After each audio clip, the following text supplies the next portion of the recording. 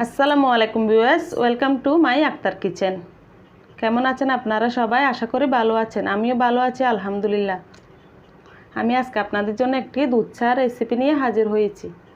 আমার রেসিপিটি ভালো লাগলে অবশ্যই আমাদের ভিডিওটি কমেন্ট এবং শেয়ার করতে ভুলবেন না। আমি আজকে আপনাদেরকে দেখাবো কিভাবে দুধ চা তৈরি করবেন। অনেকে এই চা তৈরি করতে জানেন না, সেজন্য আপনাদেরকে আজকে আমি দেখাবো কিভাবে দুধ চাটা খুব সহজে তৈরি করবেন আপনারা। দুধ চাটা অনেকেই বানানো জানে না, সেজন্য অনেকে খেতে চায় না। সেজন্য আমি আজকে আপনাদেরকে সেই ভিডিওটি শেয়ার করব আপনাদের সাথে। আমি প্রথমে একটি ডেকচি নিয়েছি, তার মধ্যে আমি 3 কাপ পরিমাণ মতো পানি দেব। আমি যেহেতু 2 কাপ চা বানাবো, সেজন্য আমি 3 কাপ পরিমাণ মতো পানি দিয়েছি সেখানে।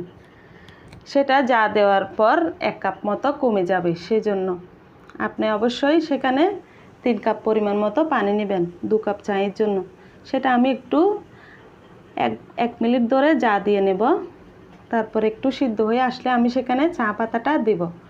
আমি সেখানে 3 চামচ পরিমাণ মতো চা পাতা দেব। 3 কাপ পানিতে আমি 3 চামচ চা পাতা দেব, যাতে কালারটা খুব সুন্দরভাবে আসে।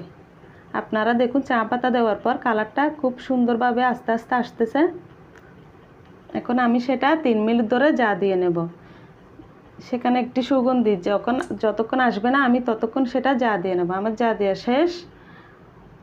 আমি এখন একটা কাঁচের মগ নিয়েছি। মগে আমি একটা চাকুনি দিয়ে সেগুলা ছেঁকে নেব, যাতে চা পাতাগুলো পড়ে না যায়।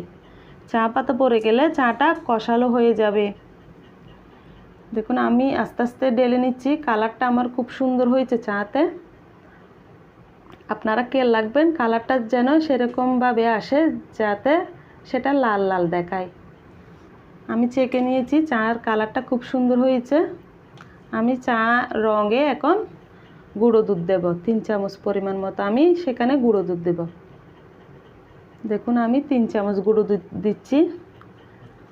আপনারা অবশ্যই চা পাতা আর গুঁড়ো দুধটা ভালো করে দিবেন চায়ে, তারপর চাটা আপনার খেতে খুব ভালো লাগবে। আমি এখন একটা চা চামচ দিয়ে সেটা একটু নেড়ে চেড়ে নেব।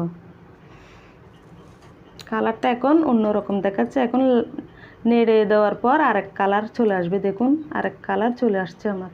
এখন সেখানে আমি এখনও চিনি দিই নাই। চিনি দেওয়ার পর কালারটা আর অন্যরকম হয়ে যাবে, আরেকটু গাঢ় হবে কালারটা।